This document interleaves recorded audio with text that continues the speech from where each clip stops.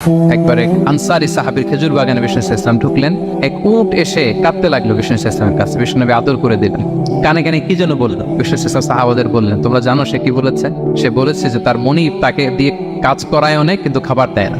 বিষ্ণু ইসলামকে সে চিনতে পেরেছে। বিষ্ণু ইসলামের কাছে এসে অভিযোগ দিয়েছেন, এবং তিনি যখন নবী হবেন ভাব 6 মাস আগ দিয়ে, নবী হওয়ার আগে দিয়ে কিছু কিছু ঘটনা ঘটতো। তো বিষ্ণু ইসলাম বলেন, আমি প্রায় যখন মক্কার উপত্যকার পাশ দিয়ে যেতাম, বিভিন্ন পাথরের মধ্যে থেকে আমি আওয়াজ শুনতাম, আসসালামু আলাইকা ইয়া রাসূলুল্লাহ। মদিনায় অবস্থানরত অবস্থায় বিষ্ণু ইসলাম বলেছেন যে এখন যদি আবার মক্কায় যেতে পারতাম, তোমাদেরকে পাথরটা দেখাতে পারতাম। আমি পাহাড়ের পাশ দিয়ে যখন যেতাম, পাথর থেকে আওয়াজ আসতো, আসসালামু আলাইকা ইয়া রাসূলুল্লাহ। আল্লাহ তাআলা আসমানি মিটিং এর জন্য বিষ্ণু ইসলামকে স্পেশালি ইনভিটেশন পাঠিয়েছেন। কোন নবীকে আল্লাহ এটা পাঠান নাই। কোন নবীকে আল্লাহ তাআলা ঊর্ধ্ব জগতের স্পেশাল ডিভাইন ঐশী মিটিং এর জন্য কোনো ইনভিটেশন পাঠান নাই, বিষ্ণু ইসলামকে পাঠিয়েছেন। সুবহানাল্লাহ পড়ে। মেরাজের ঘটনা আমরা জানি না? আল্লাহ তাআলা সূরাতুল ইসরাতে বলেন, সুবহানাল্লাযী আসরা বিআবদিহি লাইলাম মিনাল মাসজিদিল হারামি ইলাল মাসজিদিল আকসা। মসজিদুল হারাম থেকে আল্লাহ তাআলা বিষ্ণু ইসলামকে মসজিদুল আকসাতে নিয়ে গিয়েছেন। এই ইসরা মেরাজ দুই পার্ট। প্রথমে এটা শুরু হয়েছে মক্কা থেকে, মসজিদুল হারাম থেকে মসজিদুল আকসা পর্যন্ত। মসজিদুল আকসায় উনি একটা স্টেশন দিয়েছেন। তারপর ওখান থেকে ঊর্ধ্ব জগতের কাহিনী শুরু হয়েছে। আল্লাহ তাআলার স্পেশাল কিছু নিদর্শন দেখানোর জন্য, বিষ্ণু ইসলামকে সান্ত্বনা দেওয়ার জন্য, ওনার মন ভালো করে দেওয়ার জন্য আসমানে ইনভিটেশন পাঠিয়েছেন। আল্লাহু আকবার। যে টপিকটি নিয়ে আমি কথা বলতে চাই সেটি হচ্ছে প্রিয় নবীজির স্বতন্ত্র বৈশিষ্ট্য অথবা প্রফিটিক ইউনিক ফিচার্স। আল্লাহ তাআলা বিষ্ণু ইসলামকে কিছু অনন্য বৈশিষ্ট্য দিয়েছিলেন, স্বতন্ত্র বৈশিষ্ট্য, যেটা আর অন্য কোনো নবীকে দেননি। শুধু আমাদের পেয়ারা হাবিবই পেয়েছিলেন এই বৈশিষ্ট্যগুলো। উনি ছাড়া পৃথিবীর দ্বিতীয় কেউ এই বৈশিষ্ট্যের অধিকারী হতে পারেন। এই অনন্য বৈশিষ্ট্য কি? সে সমস্ত স্বতন্ত্র বৈশিষ্ট্য যেগুলো দিয়ে আল্লাহ তাআলা বিষ্ণু ইসলামকে ধন্য করেছেন। এই বৈশিষ্ট্যগুলো নিয়ে আজকে আমরা জানবার চেষ্টা করব, কিভাবে আমাদের নবী unique, some distinctive characteristics of prophet Muhammad সাল্লাল্লাহু আলাইহি ওয়াসাল্লাম। এই টপিকের উপর আমরা কিছু কথা শুনবো ইনশাআল্লাহ। আমরা যদি একটু পেছন থেকে শুরু করি, ব্যাক টু দ্য হিস্ট্রি, তাহলে দেখবো এই যে বিষ্ণু ইসলাম 570 খ্রিস্টাব্দে আব্দুল্লাহ এবং আমেনা ওনাদের ঘর উজাড় করে আলোকিত করে পৃথিবীতে শুভাগমন করেছিলেন। এ ধরার বুকে ওনার শুভাগমনের 2000 বছর আগে সাইয়েদনা ইব্রাহিম আলাইহিস সালাম ওনার আগমনের জন্য আল্লাহ তাআলার কাছে প্রার্থনা করেছিলেন। We have to connect the dots. History বুঝতে হলে আপনাকে ডটগুলো একটু কানেক্ট করে নিতে হবে। বিষ্ণু ইসলামের ধরার বুকে শুভাগমনের 2000 বছর আগে মক্কার ধুধুমরু প্রান্তরে আল্লাহ খালিল ইব্রাহিম আলাইহিস সালাম আল্লাহর কাছে একটা দোয়া করেছিলেন। সেই দোয়াটি দিয়ে আমি শুরু করেছি। সূরাতুল বাকারার 129 নম্বর আয়াতে আল্লাহ তাআলা এই দোয়াটি, সাইয়েদনা ইব্রাহিম আলাইহিস সালামের দোয়াটি হুবহু কোট করেছেন। এই দোয়া করেছেন, রব্বানা ওয়াবআথ ফীহিম রাসূলাম মিনহুম ইয়াতলু আলাইহিম আয়াতিক ওয়া ইউআল্লিমুহুমুল কিতাবা ওয়াল হিকমাতা ওয়া ইউযাক্কিহিম ইন্নাকা আনতাল আজিজুল হাকীম। হে আমাদের রব, এই জনপদে তাদের মধ্য থেকে আপনি একজন রাসূল পাঠান, যিনি তাদেরকে আপনার আয়াত তেলাওয়াত করে শোনাবে, আপনার কিতাব শিক্ষা দিবে, প্রজ্ঞা শিক্ষা দিবে, এবং তাদেরকে শুদ্ধাচারী বানাবে। এই দোয়াটা সাইয়েদনা ইব্রাহিম আলাইহিস সালাম করেছিলেন। আর এই দোয়ার বদৌলতে প্রায় 2000 বছর পরে এই ধরার বুকে বিষ্ণু ইসলামের আগমন। সুবহানাল্লাহ বিহামদিহি। এবং রাসূল সাল্লাল্লাহু আলাইহি ওয়াসাল্লাম প্রায় বলতেন, আনা দাওয়াতু আবি ইব্রাহিম, আমি আমার পিতা, আদি পিতা ইব্রাহিমের দোয়ার ফসল। আমার পিতা আমার জন্য দোয়া করেছিলেন। সাইয়েদনা ইব্রাহিম আলাইহিস সালামের 2 সন্তান ছিলেন, ইসহাক এবং ইসমাঈল আলাইহিস সালাম। আই রিপিট, আমি আবার বলি, একদিকে ইসহাক আরেকদিকে ইসমাঈল। আমার সাথে সাথে বলেন, একদিকে আরেকদিকে 2 সন্তান। তো এই যে ইসহাকের যে লিনিয়েজ বা চ্যানেল, পৃথিবীর সব নবী এই চ্যানেলে এসেছে। সাইয়েদনা ইসমাঈলের লিনিয়েজ বা চ্যানেলে কোন নবী আসেনি। হাজার হাজার নবী, শত শত নবী সাইয়েদনা ইব্রাহিম আলাইহিস সালামের পরে যারাই এসেছে সবাই ইসহাকের চ্যানেলে এসেছে। ইসমাঈল ইসলামের চ্যানেলে কোনো নবী নেই। এবং পৃথিবীর সব নবীরা ওনাদের উম্মতের কাছে বলছেন যে এই যে নবী আসার ধারাবাহিকতায় সর্বশেষ একজন নবী আসবেন, তিনি হবেন সবার সেরা, সবার সেরা নবী হবেন। তাহলে ইব্রাহিম আলাইহিস সালামের 2 সন্তান, একদিকে ইসহাক আরেকদিকে ইসমাঈল। নবী এসেছে কি ইসমাঈলের চ্যানেলে না ইসহাকের চ্যানেলে? ইসহাকের চ্যানেলে। হাজার হাজার prophet came to this channel, এই চ্যানেলে এসেছে। এবং তারা সবাই বলতো সর্বশেষ যিনি আসবে তিনি হবেন সবার সেরা। ফলে এই জেনারেশনগুলোতে তাদের মধ্যে একটা বদ্ধমূল ধারণা হয়ে গিয়েছিল যে সর্বশেষ নবীটা যে আসবে উনিও এই চ্যানেলেই আসবেন। এই যে তারা দেখতে পাচ্ছেন হিস্ট্রিক্যালি এই চ্যানেলে, ইসমাইলের চ্যানেলে কোনো নবী নেই, নবী ছাড়া একটা চ্যানেল, সব নবী আসছে ঈসা আলাইহিস সালামের চ্যানেলে। ফলে তাদের একটা ধারণা ছিল সর্বশেরা যে নবী উনিও আসবেন এদিক দিয়ে, কিন্তু আল্লাহ তাআলা তাদের ধারণাকে নস্যাৎ করে দিয়ে সর্বশেষ নবীকে ইসহাকের চ্যানেলে পাঠান নাই। সর্বশেষ নবী, আখরি নবী, বিশ্বনবী মুহাম্মদুর রাসূলুল্লাহ সাল্লাল্লাহু আলাইহি সাল্লামকে আল্লাহ তাআলা ইসমাঈল আলাইহিস সালামের চ্যানেলে পাঠিয়ে দিয়েছেন। দেখছেন, চেঞ্জিং দ্য লিডারশিপ ফ্রম বনি ইসরাইল টু বনি ইসমাঈল। সাইয়েদনা ইব্রাহিম আলাইহিস সালামের ছেলের নাম ইসহাক, ইসহাকের ছেলের নাম ইয়াকুব। ইয়াকুব আলাইহিস সালামের একটা উপাধি হচ্ছে ইসরাইল। ইসরাইল মানে হচ্ছে আব্দুল্লাহ, মানে আল্লাহর বান্দা। ফলে ওনার যত ডিসেন্ডেন্ট সন্তান তারা সবাই হচ্ছে বনি ইসরাইল, ইসরায়েলের বংশধর। তো সব নবীকে আল্লাহ এখানে পাঠালেও শেষ নবীকে আল্লাহ তাআলা পাঠিয়েছেন ইসমাইলের চ্যানেলে। তার মানে বিশ্বনবী বনি ইসরাইল নন, বিশ্বনবী হচ্ছেন বনি ইসমাইল, ইসমাইলের চ্যানেলে এসেছে। আলহামদুলিল্লাহ বলেন। তাহলে লিঙ্ক আপটা বুঝতে পেরেছেন তো না, কিভাবে বিষ্ণু ইসলাম আসলেন?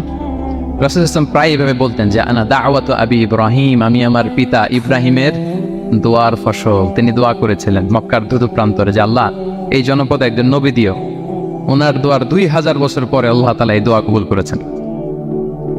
আমরা তো তাহাজ্জুদের সময় দোয়া করে এরপরের দিন হুজুরের কাছে মাসালার জন্য যাই, হুজুর দোয়া তো কবুল হয়নি, এত দোয়া করলাম আল্লাহ তো শুনে নাই।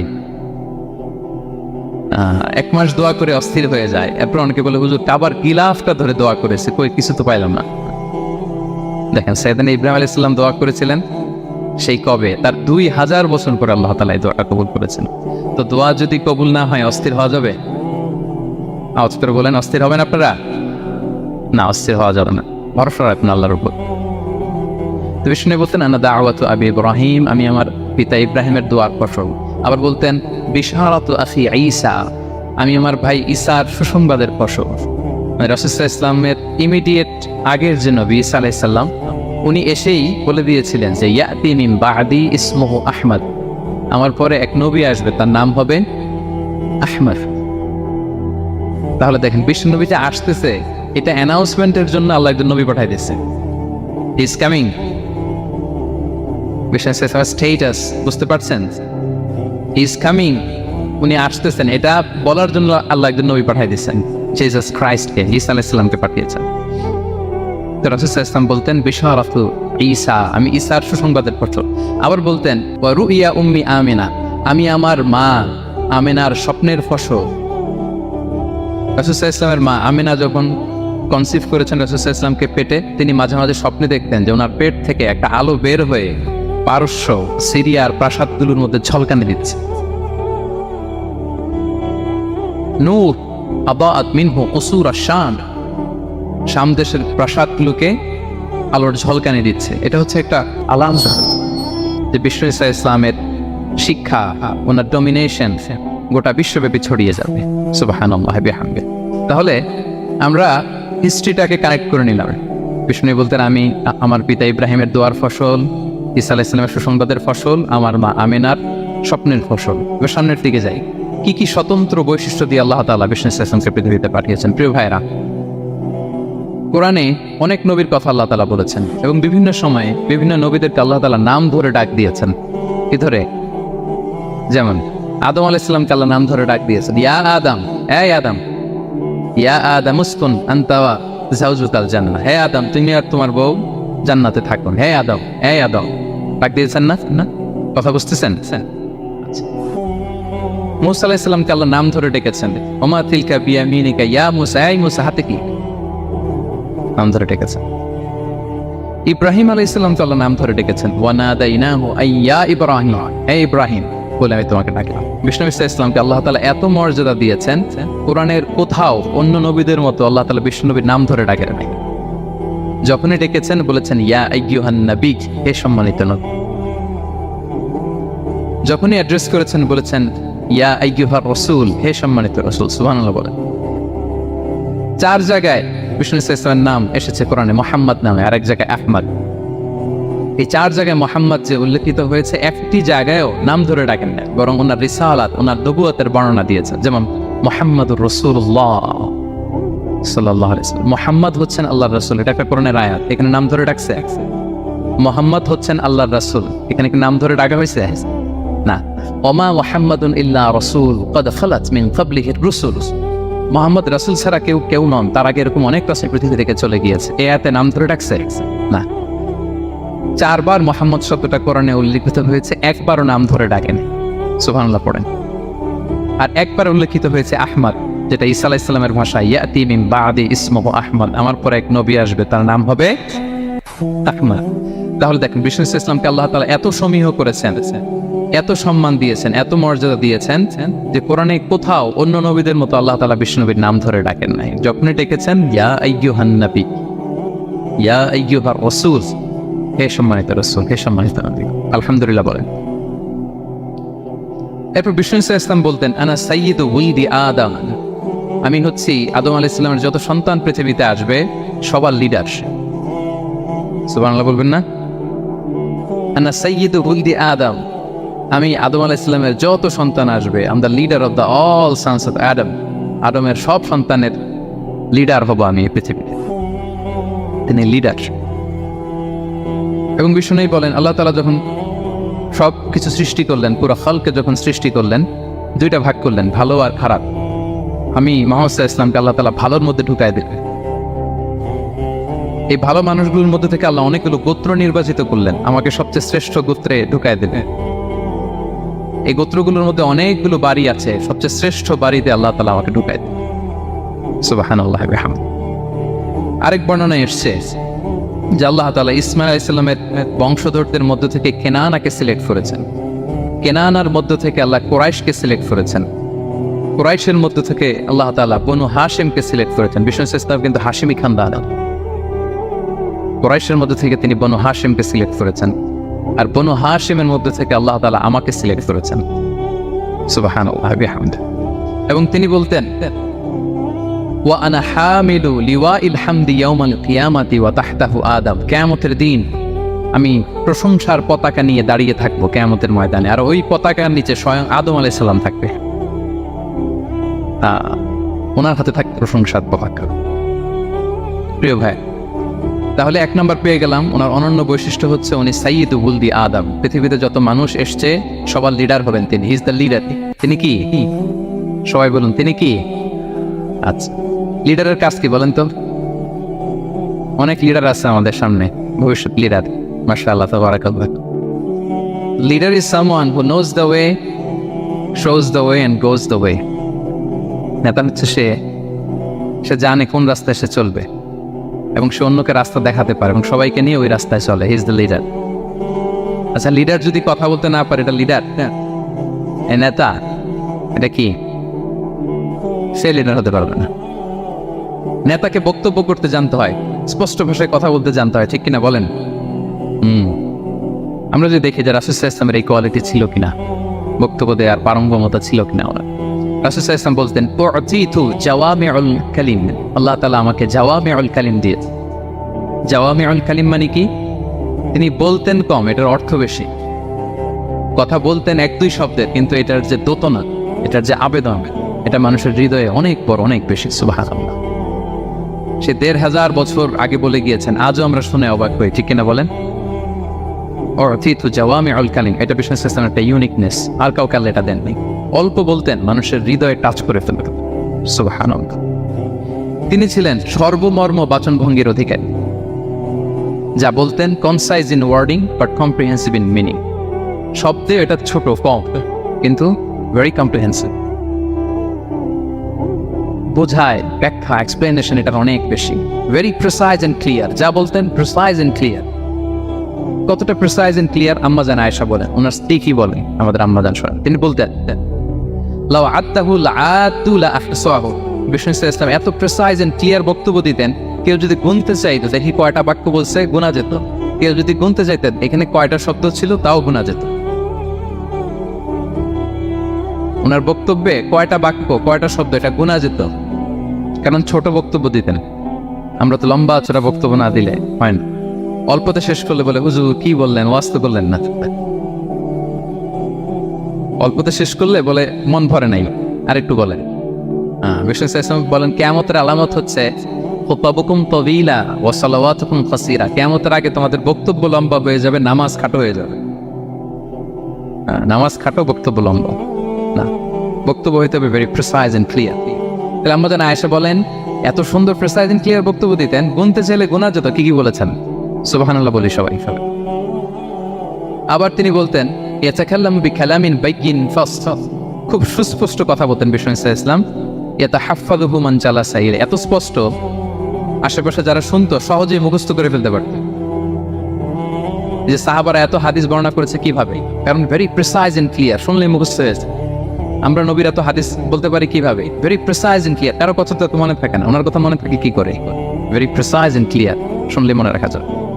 আবার গুরুত্বপূর্ণ কথা 3 বার বলতেন। কয়বার? 3 বার। একবার তিনি বলতেছেন আত-তাকওয়া হা হুনা, হা হুনা, হা হুনা। তাকওয়া আছে এখানে, এখানে, এখানে। আমরা তো তাকওয়া বানাই ফেলছি এখানে, তাকওয়া বানাই ফেলছি জুব্বার ভিতরে, টুপির ভিতরে, তসবির ভিতরে বানাই ফেলছি তাকওয়া, তাই না? কিন্তু বিষ্ণু ইসলাম কি বলেছেন দেখেন, তিনি বলেন আত-তাকওয়া হা হুনা। তাকওয়া থাকে কোথায়? হৃদয়ে। ওয়ায়ুশিরু ইলা সাদরিহি সালাসা মাররাত, 3 বার ইঙ্গিত করেছেন। হ্যাঁ, দাড়ি, টুপি, জুব্বা, তাসবিহ অনেক গুরুত্বপূর্ণ অনুষঙ্গ ইসলামের, কিন্তু আসল তাকওয়া থাকে কোথায়? হৃদয়। তাহলে এটা গুরুত্বপূর্ণ কথা, 3 বার ইঙ্গিত করেছেন। কয়বার? তাহলে এটা হচ্ছে বিষ্ণু ইসলামের একটা ইউনিকনেস। কথা বলতেন কম, এটার দোতনা, এটার আবেদন মানুষের হৃদয়ে ছাপিয়ে যেতে। জাওয়ামিউল কালিম, বিষ্ণু বলেন আল্লাহ তাআলা আমাকে জাওয়ামিউল কালিম দিয়েছে, আমি বলি কম কিন্তু এটার মিনিং অনেক স্ট্রং। বিষ্ণু ইসলাম আবার বলেছেন যে নুসিরতু বির-রু'বি মাসিরাতা শাহফা, আল্লাহ তাআলা আমাকে ভয় দিয়ে সাহায্য করেছেন। কি দিয়ে? ভয় দিয়ে। রাসূল সাল্লাল্লাহু আলাইহি ওয়াসাল্লাম যেখানে থাকতেন তার ডানে বায়ে সামনে পেছনে 1 মাসের ডিস্টেন্সের ভেতরে যদি কোনো শত্রু থাকতো রাসূল সাল্লাল্লাহু আলাইহি ওয়াসাল্লামের ভয়ে ওর অন্তরে ধুকধুকানি শুরু হয়ে যেত, ত্রাসের কম্পন শুরু হয়ে যেত। 1 মাস রাসূল সাল্লাল্লাহু আলাইহি ওয়াসাল্লাম এখানে পৌঁছতে লাগবে কয় মাস? এত দূরে থাকতো, নবী সাল্লাল্লাহু আলাইহি ওয়াসাল্লামের কোনো শত্রু যদি থাকতো ডানে বায়ে, রাসূল সাল্লাল্লাহু আলাইহি ওয়াসাল্লামের ভয়ে তাদের হৃদয়ে ত্রাসের কম্পন শুরু হতো। সুবহানাল্লাহ বলেন। বিষ্ণু ইসলামের ইউনিকনেস, এটা আল্লাহ কাউকে দেন। ওনার আরেকটা ইউনিকনেস হচ্ছে উনি খাতামুন নবিয়্যিন, সর্বশেষ নবী। আওয়াজ করে বলুন, বিশ্ব নবীর পরে আর কোন নবী আসবে? মা কানা মুহাম্মাদুন আবা আহাদিন মির রিজালিকুম ওয়ালাকিন রাসূলুল্লাহি ওয়া খাতামুন নবিয়্যিন, ইজ দ্য লাস্ট মেসেঞ্জার। ওনাকে ছাড়া নবুয়তি পূর্ণতা পায় না। সব নবীকে দিয়ে যদি ধরেন প্রত্যেকটা নবীকে আমরা একটা মুক্তোর দানার সাথে তুলনা করি, মুক্তোর দানা, এটা দিয়ে একটা মালা বানানো হবে, সেক্ষেত্রে বিষ্ণু ইসলাম হচ্ছেন সর্বশেষ মুক্তোর দানা, যেটা না লাগালে মালাটাই হয় না। প্রত্যেক নবী যদি একটা মুক্তোর দানা হয়, এটা দিয়ে যদি একটা মালা গাঁথি আমরা, সর্বশেষ মুক্তোর দানাটা হচ্ছে বিষ্ণু ইসলাম। এটা ছাড়া মালা পূর্ণতা পায় না। ওনার মাধ্যমে the door of prophecy is closed.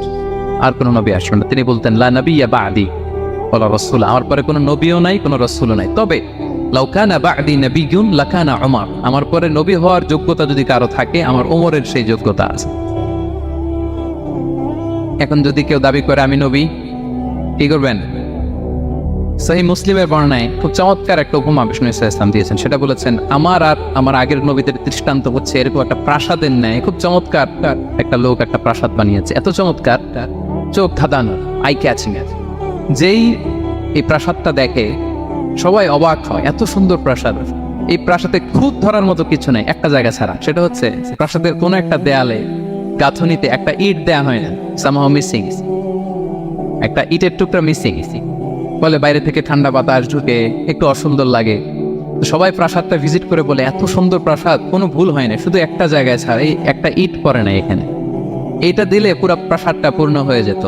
তো ইটকে আরবিতে বলে লাবিনা। বিষ্ণু ইসলাম বলেন আনাল লাবিনা, আমি হচ্ছি সেই নবুয়তির প্রাসাদের ইট, আমাকে না দিয়ে নবুয়তের প্রাসাদই পূর্ণতা পায় না। আনাল লাবিনা, ওইখানে আমাকে সেট করে দিলেই নবুয়তের প্রাসাদ পূর্ণতা পেয়ে যায়। আল্লাহু আকবার বলেন। তিনি সবার জন্য নবী হয়ে এসেছেন, সবার জন্য। অন্য কোন নবীর ক্ষেত্রে এটা প্রযোজ্য না। আদম আলাইহিস সালাম সবার জন্য নবী হয়ে আসছেন, সবাই বলুন। ইব্রাহিম আলাইহিস সালাম সবার নবী, মুসা আলাইহিস সালাম সবার নবী, বিষ্ণু ইসলাম তিনি সবার নবী। আল্লাহ তাআলা বলেন ওমা আরসালনাকা ইল্লা কাফাতান লিন-নাসি বাশীরাও ওয়া নাযীরা। নবী হে, গোটা মানব মণ্ডলীর জন্য আমি আপনাকে রাসূল করে প্রেরণ করেছিলাম। আপনি জান্নাতের সুসংবাদ দিবেন, জাহান্নাম থেকে ভীতি প্রদর্শন করবেন। তাহলে মেসেঞ্জার ফর এন্টায়ার ম্যানকাইন্ড। ওনার নবুয়তের কোনো বাউন্ডারি নাই, আছে? আওয়াজ করে বলুন, আছে? বনি ইসরায়েলের অনেক নবীর এমন ছিল, এদিকে এক নবী, উনি আবার অন্য জায়গায় দাওয়াত দিতে পারবেন, উনি এখানেই দিবে। আবার পাশের আরেক লোকেশনে আল্লাহ আরেক নবী পাঠাইছেন, ওনার কাজ ওইখানে। তাইলে এই নবীর এক বাউন্ডারি, ওই নবীর কোরআনে এই কথা এসেছে। যেমন ইব্রাহিম আলাইহিস সালাম, লূত আলাইহিস সালাম চাচা ভাতিজা, সমসাময়িক নবী। ইব্রাহিম আলাইহিস সালামের একটা জায়গা ছিল দাওয়াত দেওয়ার, আর পাশে জর্ডানে লূত আলাইহিস সালামের একটা দাওয়াতি এরিয়া ছিল। তার মানে এক একজনের লোকেশন বা বাউন্ডারি আলাদা। বিষ্ণু ইসলামের তো এরকম বাউন্ডারি আছে না? আছে ফর দ্য এন্টায়ার গ্লোব, সবার জন্য। তিনি সাদা মানুষেরও নবী, কালো মানুষেরও নবী, তিনি আরবদেরও নবী, অনারবদেরও নবী, নারীর জন্য নবী, পুরুষের জন্য, শিশুর জন্য, বৃদ্ধের জন্য, বিকলাঙ্গের জন্য, সবার জন্য তাকে রাসূল করে প্রেরণ করেছে কে? তাহলে সবার জন্য তিনি নবী, মানুষের জন্য, for the mankind, for the জিনকাইন্ড, for the animal kind, সবার জন্য তিনি রাসূল হয়ে পৃথিবীতে প্রেরিত হয়েছেন। আল্লাহ তাআলা অন্য আয়াতে বলেন, ওয়ামা আরসালনাকা ইল্লা রাহমাতাল লিল আলামিন, I have sent you as a mercy for the entire universe. নবী, গোটা বিশ্বের সবার জন্য আপনাকে আমি রহমত করে প্রেরণ করেছি, সবার জন্য, মাছের জন্য, গাছের জন্য, পাহাড়ের জন্য। তিনি শুধু আমাদেরই নবী নন, সবার নবী তিনি। এমনকি পশু পাখি বিষ্ণু ইসলামকে দেখে চিনতে পারতেন। একবার এক আনসারি সাহাবীর খেজুর বাগানে বিষ্ণু ইসলাম ঢুকলেন। এক উট এসে কাঁদতে লাগলো বিষ্ণু ইসলামের কাছে। বিষ্ণু নবী আদর করে দিলেন। কানে কানে কি যেন বললো। বিষ্ণু ইসলাম সাহাবাদের বললেন, তোমরা জানো সে কি বলেছে? সে বলেছে যে তার মনিব তাকে দিয়ে কাজ করায় অনেক, কিন্তু খাবার দেয় না। বিষ্ণু ইসলামকে সে চিনতে পেরেছে, বিষ্ণু ইসলামের কাছে এসে অভিযোগ দিয়েছেন। এবং তিনি যখন নবী হবেন ভাব 6 মাস আগ দিয়ে, নবী হওয়ার আগে দিয়ে কিছু কিছু ঘটনা ঘটতো। তো বিষ্ণু ইসলাম বলেন, আমি প্রায় যখন মক্কার উপত্যকার পাশ দিয়ে যেতাম, বিভিন্ন পাথরের মধ্যে থেকে আমি আওয়াজ শুনতাম, আসসালামু আলাইকা ইয়া রাসূলুল্লাহ। মদিনায় অবস্থানরত অবস্থা বিষ্ণু ইসলাম বলেছেন যে এখন যদি আবার মক্কায় যেতে পারতাম, তোমাদেরকে পাথরটা দেখাতে পারতাম। আমি পাহাড়ের পাশ দিয়ে যখন যেতাম, পাথর থেকে আওয়াজ আসতো, আসসালামু আলাইকা ইয়া রাসূলুল্লাহ। তার মানে পাথর নবীকে চিনত কি চিনত না? বলেন। তাহলে প্রাণী চিনেছে নবীকে, পাথর চিনেছে, গাছ নবীকে চিনতে। মসজিদে নববীতে খেজুরের গাছ দিয়ে পিলার করা হতো। বিষ্ণু ইসলাম একটা খেজুর গাছের পিলারের মধ্যে হেলান দিয়ে তিনি খুতবা দিতেন। বিষ্ণু নবীর বড় কষ্ট হতো। এক সাহাবী বলেন, ইয়া রাসূলুল্লাহ, আমার একজন কাঠ মিস্ত্রি পরিচিত আছে, আপনি বললে আপনাকে একটা মেম্বার বানায় দিব। কি বানায় দিব? মেম্বার চিনেন তো না? কি করে, জুমার খুতবা দেয় না বসে? সাহাবী বলে, ইয়া রাসূলুল্লাহ, আমার এক কাঠ মিস্ত্রি আছে, আমি একটা মেম্বার বানায় দিব, আপনি আরাম হবে, বসে বসে খুতবা দেবেন। বিষ্ণু ইসলাম বলে, ঠিক আছে, নিয়ে আসো। কিছুদিন পরে ওটা নিয়ে আসা হলো। ফলে লোকেশন চেঞ্জ হলো। আগে একটা মরা খেজুর গাছের পিলারের মধ্যে হেলান দিয়ে কথা বলতেন, এবার ওই যে মেম্বার সেট করা হয়েছে ওই পাশে, ওখানে বসে বসে এখন তিনি নাসিহাত করেন। একদিন আলোচনা করার সময় হঠাৎ সাহাবারা কান্নার আওয়াজ শুনতে পেল। কিসের আওয়াজ? সেই বুখারীর বর্ণনা, কান্নার আওয়াজ শুনতে পেলেন। তাও 10 মাস গর্ভধারিণী উটের কান্নার আওয়াজের মতো। সাহাবারা ভয় পেয়ে গেলেন, কোনো উঠতো না, এটা তো মসজিদের ভিতরে কান্নার আওয়াজ। বিষ্ণু ইসলাম বুঝতে পারলেন। তিনি মিম্বার থেকে নেমে যে ওই যে আগে যেই মরা খেজুর গাছের পিলার মধ্যে হেলান দিয়ে ওয়াজ করতেন, ওই পিলারটারে আদর করতে আরম্ভ করলেন। বিষ্ণু ইসলাম হাত দিয়ে যখন আদর করলেন, তার কান্না বন্ধ হয়ে গেল। তখন বিষ্ণু ইসলাম বললেন যে তোমরা বুঝতে পারোনি এটা কিসের আওয়াজ? এটা হচ্ছে ওই মরা খেজুর গাছের আওয়াজ। আমার বিরহে, আমাকে যে পায় না, তার গায়ে আমার পিঠ মোবারক লাগিয়ে আমি ওয়াজ করতাম, আমার বিরহে মরা খেজুর গাছ থেকে কান্নার শব্দ এসেছে। আজ ওই জায়গাটা চিহ্নিত করা আছে। এটাকে বলে মসজিদে নববীতে আল উস্তুয়ানাতুল হান্নানা। হান্নানা মানে কাঁদে এমন পিলার। সুবহানাল্লাহি বিহামদিহি। তাহলে পাথর বিষ্ণু ইসলামকে সালাম দিয়েছে, প্রাণী বিষ্ণু ইসলামের সাথে কথা বলেছে, মরা গাছ, খেজুরের গাছ বিষ্ণু নবীর বিরহে কেঁদেছে। সুবহানাল্লাহি বিহামদিহি। বিষ্ণু ইসলামের ইউনিক ফিচার এগুলো। বিষ্ণু ইসলাম, আমরা যেমনি মাঝে মাঝে আমাদের লাইফে আপস এন্ড ডাউনস থাকে, ওনার জীবনেও ছিল। একটা সময় ছিল বিষ্ণু ইসলামের এমন এসেছে যে ওনাকে ঘরে শেল্টার দিতেন ওনার স্ত্রী খাদিজাতুল কুবরা তাহেরা রাদিয়াল্লাহু তাআলা আনহা, মেন্টালি সাপোর্ট দিতেন, ফিনান্সিয়ালি সাপোর্ট দিতেন, উনি মারা গেলেন। পলিটিক্যাল সাপোর্ট দিতেন চাচা আবু তালেব, উনিও মারা গেলেন। কই যাবেন উনি? নেইবরিং সিটি তায়েফে গেলেন দাওয়াত নিয়ে, সেখানেও নির্মম অত্যাচারের শিকার হলেন, প্রত্যাখ্যাত হলেন। ওনার হৃদয়টা ভেঙে খান খান, কষ্টে বেদনায় জর্জরিত হয়ে বিষ্ণু ইসলামের মন বড্ড খারাপ। বিষ্ণু ইসলামের এই ভঙ্গুর মনকে ভালো করে দেবার জন্য, সারপ্রাইজ দেবার জন্য আল্লাহ তাআলা আসমানি মিটিং এর জন্য বিষ্ণু ইসলামকে স্পেশালি ইনভিটেশন পাঠিয়েছেন। কোন নবীকে আল্লাহ এটা পাঠান নাই। কোন নবীকে আল্লাহ তাআলা ঊর্ধ্ব জগতের স্পেশাল ডিভাইন ঐশী মিটিং এর জন্য কোনো ইনভিটেশন পাঠান নাই, বিষ্ণু ইসলামকে পাঠিয়েছেন। সুবহানাল্লাহ পড়ে। মেরাজের ঘটনা আমরা জানি না? আল্লাহ তাআলা সূরাতুল ইসরাতে বলেন, সুবহানাল্লাযী আসরা বিআবদিহি লাইলাম মিনাল মাসজিদিল হারামি ইলাল মাসজিদিল আকসা। মসজিদুল হারাম থেকে আল্লাহ তাআলা বিষ্ণু ইসলামকে মসজিদুল আকসাতে নিয়ে গিয়েছেন। এই ইসরা মেরাজ দুই পার্ট। প্রথমে এটা শুরু হয়েছে মক্কা থেকে, মসজিদুল হারাম থেকে মসজিদুল আকসা পর্যন্ত। মসজিদুল আকসায় উনি একটা স্টেশন দিয়েছেন, তারপর ওখান থেকে ঊর্ধ্ব জগতের কাহিনী শুরু হয়েছে। আল্লাহ তাআলার স্পেশাল কিছু নিদর্শন দেখানোর জন্য, বিষ্ণু ইসলামকে সান্ত্বনা দেওয়ার জন্য, ওনার মন ভালো করে দেওয়ার জন্য আসমানে ইনভিটেশন পাঠিয়েছেন। আল্লাহু আকবার। কোন নবীকে আল্লাহ তাআলা এই মর্তবা দেন নাই, বিষ্ণু ইসলামকে দিয়েছেন। ইউনিক ফিচার, কেউ পাননি এটা। এবং এই যে বললাম, তিনি মক্কা থেকে প্যালেস্টাইনে একটা স্টেশন দিয়েছেন, মসজিদুল আকসায় স্টেশন দিয়েছিলেন। তো তিনি বললেন, আমি যখন মসজিদুল আকসায় ঢুকলাম দেখি সব নবীরা আমার জন্য অপেক্ষা করতেছে। সকল নবীর, আমার আগে যত নবীরা এসেছিল সব নবীর অপেক্ষা করতেছে। ফাহানাতিস সালাহ, নামাজের ওয়াক্ত হলো। ফাআমামতুহু, এই সব নবীদেরকে নিয়ে আমি নামাজের ইমামতি করেছি। সব নবীদেরকে নিয়ে বিষ্ণু ইসলাম মসজিদুল আকসা ইমামতি করেছেন। এই সুযোগ আর অন্য কোন নবী পেয়েছে কি? আওয়াজ করে বলেন, পেয়েছে? ইউনিক ফিচার বিষ্ণু ইসলামের। মেরাজ গিয়েছেন, ইউনিক ফিচার। সবাইকে নিয়ে ইমামতি করেছেন, ইউনিক ফিচার। বিষ্ণু ইসলামের আরেকটা ইউনিক ফিচার হচ্ছে, উনি ঘুমালে ওনার অজু ভাঙতো না। অজু অবস্থায় ঘুমাইলে আবার যদি নামাজ পড়তে চাই করা যাবে? কি করতে হবে? অজু করতে হবে। কিন্তু বিষ্ণু ইসলাম ঘুমালে অজু ভাঙতো না। বিষ্ণু ইসলাম বলতেন, ইন্না আইনাইয়া তানামান ওয়ালা ইয়ানামু কলবি, আমার চোখ ঘুমায় কিন্তু আমার অন্তর ঘুমায় না। সর্বাবস্থায়, জাগ্রত অবস্থায়, ঘুমন্ত অবস্থায় বিষ্ণু ইসলামের হৃদয় আল্লাহর জিকিরে ব্যস্ত থাকতে হবে। ইবনে আব্বাস রাদিয়াল্লাহু তাআলা আনহু তিনি বর্ণনা করেন, তিনি বলেন, আমি একবার আমার খালার বাড়িতে রাতে ঘুমাতে গিয়েছিলাম। ছোট মানুষ তখন ইবনে আব্বাস। রাসূল ইসলাম ওনার খালু, আবার রাসূল ইসলাম কাজিন, চাচাতো ভাই, অনেক সম্পর্ক, বয়সে ছোট। বলেন যে রাতে আমার খালা মাইমুনা, রাসূল ইসলামের একজন স্ত্রী, আমাদের আম্মা জান মাইমুনা বিনতুল হারিসের বাড়িতে আমি ঘুমাতে গেলাম। আমি ফলো করতাম নবী কি করতেন। তো দেখলাম মাঝরাতে তিনি উঠলেন, উঠে তাহাজ্জুদের নামাজ পড়লেন। কি বললেন? তাহাজ্জুদ বললেন। পরে বিষ্ণু ইসলাম একটু ঘুমালেন। এমন ঘুম, হাত্তা সামি'তু গতীতা, ঘুমালে গভীর ঘুমের কারণে শ্বাস প্রশ্বাসের একটা মৃদু শব্দ হয় না বাতাসের? দেখেন কত চমৎকার পর্যবেক্ষণ করতেন তিনি। ইবনে আব্বাস বলেন, হাত্তা সামি'তু গতীতা সাউতি, তার ঘুমের কারণে শ্বাস প্রশ্বাসের যে আওয়াজ, শ্বাস আসতেছে বের হচ্ছে, এটাও আমি কানে শুনতে পেলাম। মানে ভারী ঘুম। তার মানে কি? ভারী ঘুম। তারপর দেখলাম বেলাল ফজরের আজান দিলে বিষ্ণু ইসলাম ঘুম থেকে উঠে আবার নতুন করে অজু না করে যে ফজরের নামাজ পড়া যায়। কেন? কারণ উনি আমাদের মতো ঘুমালে অজু ভাঙতো না। Uniqueness, unique feature of prophet Muhammad সাল্লাল্লাহু আলাইহি ওয়াসাল্লাম, উনি ঘুমালে অজু ভাঙতো না। বিষ্ণু ইসলামের আরেকটা ইউনিক ফিচার হচ্ছে, তিনি যখন নামাজে দাঁড়াতেন তিনি সামনে যেমনি দেখতে পেতেন পিছনেও তেমনি দেখতে পেতেন। সুবহানাল্লাহ। আপনি দেখেন পিছনে?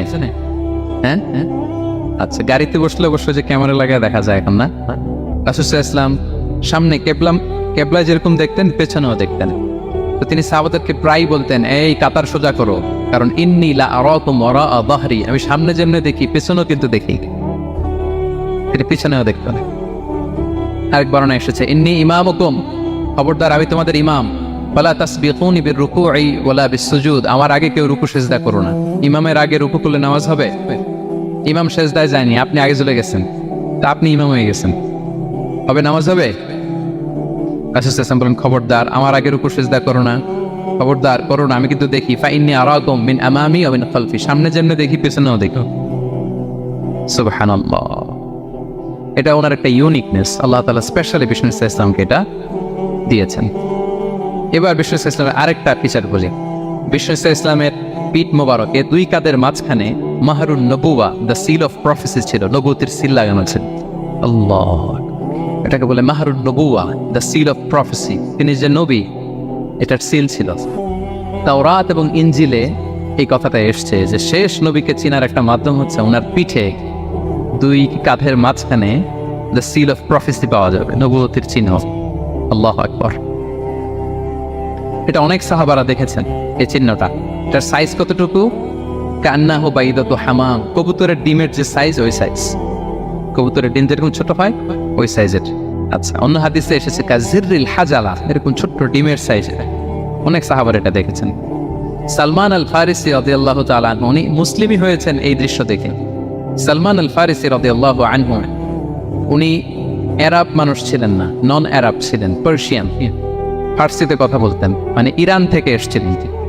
উনি প্রথমে অগ্নি উপাসক ছিলেন। কি ছিলেন?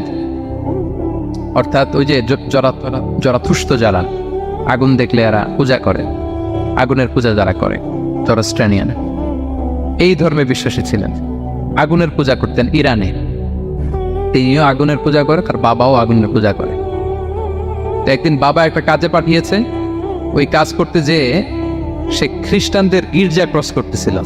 ছোট মানুষ গির্জা ক্রস করতে যেয়ে দেখে খ্রিস্টানরা কেমন যেন আলাদা ইবাদত করে, নামাজ পড়ে। এটা দেখে খুব ভালো লাগছে, খুব ভালো লাগছে। বাড়িতে এসে বাবারে বলে, বাবা আমি দেখলাম যে খ্রিস্টানরা তাদের চার্চে গির্জায় নামাজ পড়ে, এটা তো অনেক সুন্দর, আমরা যে আগুনের সামনে যা করি এটার চেয়ে ওইটা সুন্দর। বাবা বলে, খাইছে, ছেলে তো আমার শেষ হয়ে যাবে। তো বলতেছে, না না বাবা, আমরা যে আগুনের উপাসনা করি এটাই ভালো। উনি বলেন, না, আমি অনেক চিন্তা করেছি, ওরা যেভাবে গডের কাছে চায় ওইটা শ্রেষ্ঠ। বাবার সাথে ছেলের সালমানের অনেক তর্ক বিতর্ক। পরে বাবা ভাবলেন যদি ওকে না আটকাই তাইলে প্রভাবিত হয়ে সে খ্রিস্টান হয়ে যেতে পারে।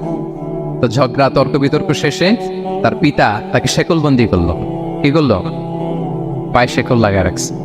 কিন্তু ছেলে তো মনে মনে খ্রিস্ট ধর্মের প্রতি আকৃষ্ট হয়ে গেছে। তো ওই খ্রিস্টানরা তার সাথে লুকিয়ে যোগাযোগ করত। সালমান এই খ্রিস্টানদেরকে বলল যে তোমাদের খ্রিস্টান ধর্মের উৎপত্তি কোথায়? বলে সিরিয়া। বলতেছে এখান থেকে কোনো কাফেলা সিরিয়া যাবে নাকি? বলতেছে হ্যাঁ, মিশনারি ওয়ার্কে একটা কাফেলা আসতে যাবে। বলতেছে যেই দিন যাবে আমাকে বলবে। তো যেদিন যাবে তাকে এসে বলা হয়েছে তার বাবা নাই, সে শিকল ভেঙে শিকল সহ কাফেলার সাথে যে জড়িত রয়েছে। দেখেন বিশ্বাস, আদর্শ মানুষকে কিভাবে উজ্জীবিত করে। উনি চলে গেলেন সিরিয়াতে। সিরিয়াতে যে এক পাদ্রির হাতে বায়াত হলেন, কিন্তু এই পাদ্রিটা ছিল ভণ্ড। সে খ্রিস্টানদের দান সৎকার নিয়ে গরিবদের না দিয়ে নিজেই খেয়ে ফেলতো। তো বেচারা বললো বিপদে যে হায় রে, এত সুন্দর ধর্ম রে কারাপ্টেড করতেছে সে। পরে এই পাদ্রি যখন মারা গেল, সালমান সে আরেক পাদ্রির কাছে গেল। ওই পাদ্রি আবার অনেক ভালো, খুবই ইবাদত করে। তো ওই পাদ্রি কিছুদিন থাকার পরে ওই পাদ্রিও মারা গেল। ওই মারা যাওয়ার আগে সে জিজ্ঞেস করতেছিল যে পাদ্রি, এই বর্তমান পৃথিবীতে সবচেয়ে ভালো খ্রিস্টান পাদ্রি কে? বলতেছে আর কেউ নাই। যদি ভালো খ্রিস্টান পাদ্রি তোমাকে পেতে হয়, জানতে হয়, তোমাকে ইরাকের মোসেল শহরে যেতে হবে। এবার মোসেলে যে সে আরেক খ্রিস্টান পাদ্রির কাছে থাকলো। কিছুদিন পরে ওই পাদ্রিও মারা গেল। মৃত্যুর আগে তাকে জিজ্ঞেস করছিল যে পাদ্রি আপনি বলেন তো আপনার পরে শ্রেষ্ঠ পাদ্রি কে আছে পৃথিবীতে? সে বলতেছে আমার পরে শ্রেষ্ঠ কোনো পাদ্রি আর পৃথিবীতে নাই, খ্রিস্টান ধর্ম শেষ হয়ে গেছে, নাই। তবে জেনে রেখো, শেষ জামানার নবী আসার সময় ঘনিয়ে এসছে। তিনি যে এলাকায় আসবে, এলাকাটা চারদিকে পাহাড় বেষ্টিত থাকবে, চারদিকে থাকবে পাহাড়, খেজুরের বাগান, বরুদ্যান। তাকে চেনার আলামত আছে। কি আছে? আলামত আছে। 1 নম্বর আলামত হচ্ছে ওই শেষ নবীকে দানের খাবার দিলে তিনি খায় না, কিন্তু উপহার দিলে সে নেয়, খায়। আর তার পিঠে 2 কাঁধের মাঝখানে একটা নবুয়তির মোহর আছে। যদি পারো তার কাছে যে বায়াত করো। সালমান আল ফারিসি পাগল হয়ে গেছে ওনার সন্ধান পাওয়ার জন্য।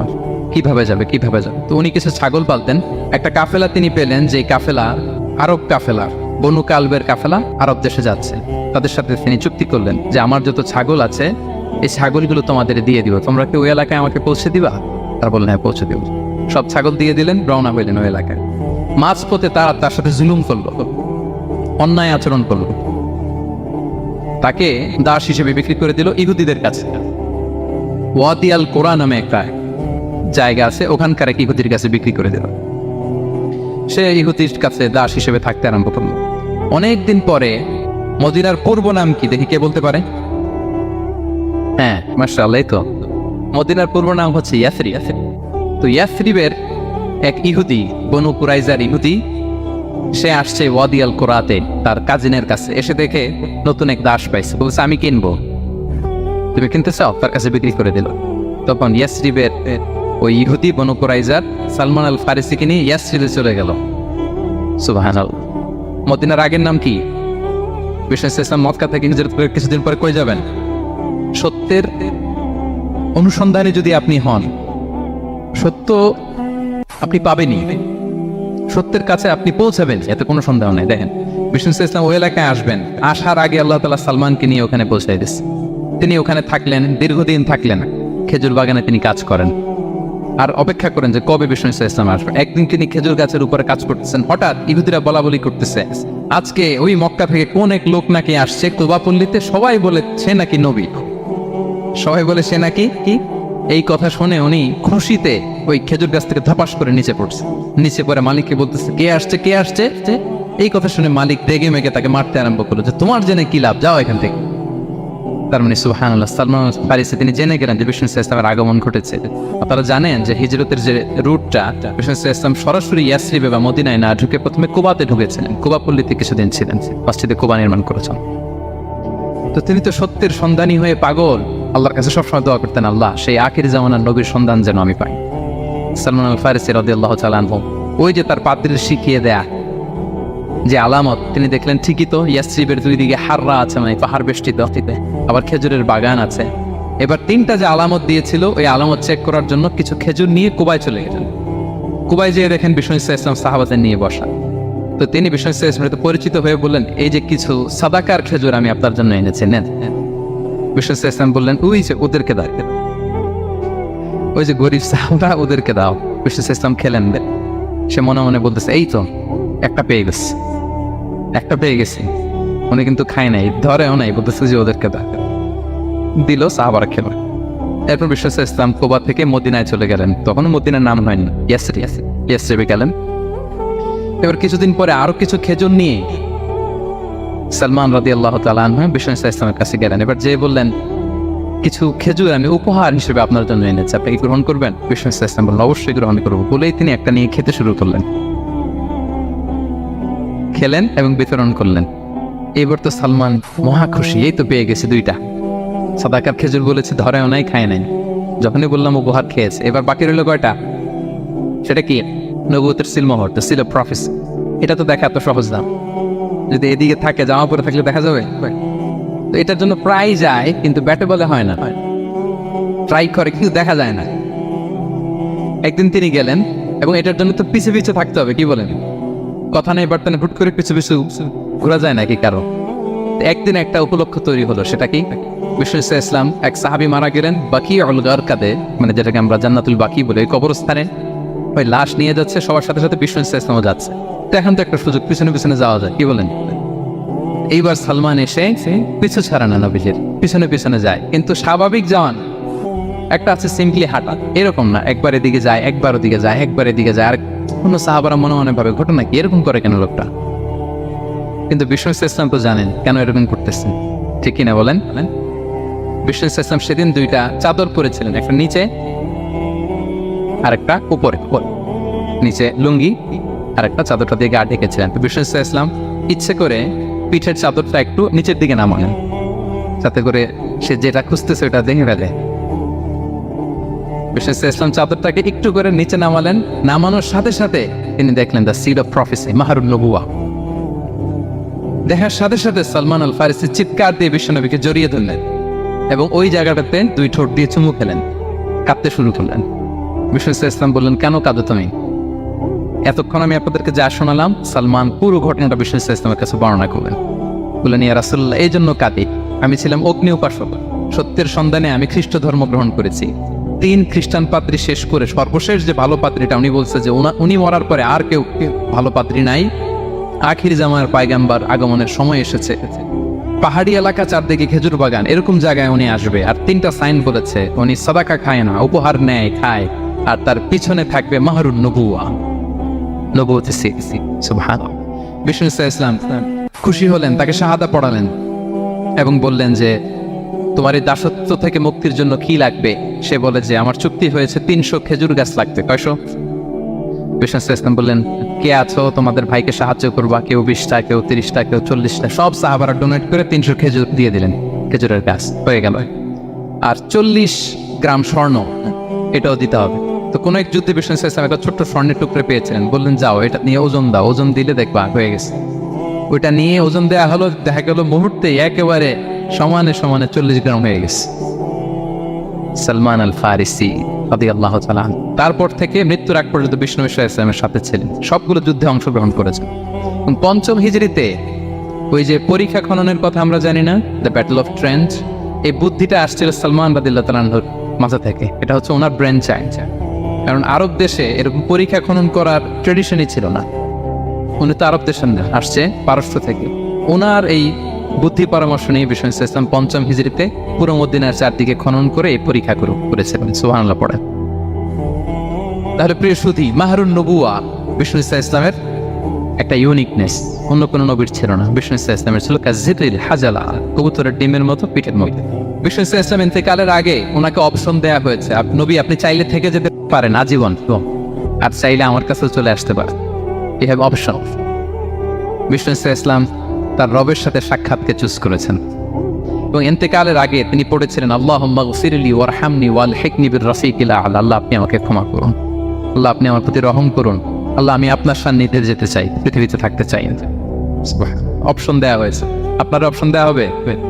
হ্যাঁ, চাইলে আজীবন থাকেন। আমরা অপশন পেলে তো বলতাম আল্লাহ যা হয়েছে এখানেই থাকতে চাই। কি বলেন?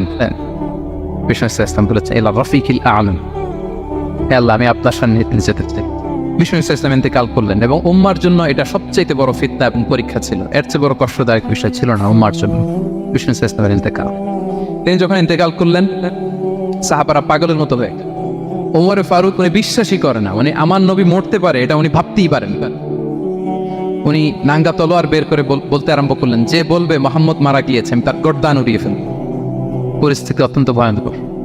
আবু বকর রাদিয়াল্লাহু তাআলা আনহু তিনি আয়াত তেলাওয়াত করলেন, ওমা মুহাম্মাদুন ইল্লা রাসূল ক্বাদ খালাত মিন ক্বাবলিহির রুসুল।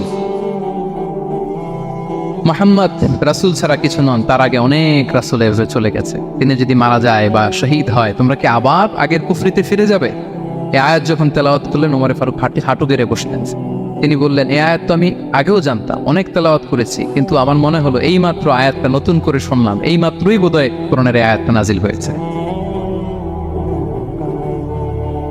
সাকিফায়ে বনু সাঈদার মধ্যে সবাই বসে আবু বকর রাদিয়াল্লাহু তাআলা আনহুকে খলিফা হিসেবে নির্বাচিত করা হলো। বিষ্ণু ইসলামের ইন্তেকাল শেষ, গোসল দেয়া শেষ।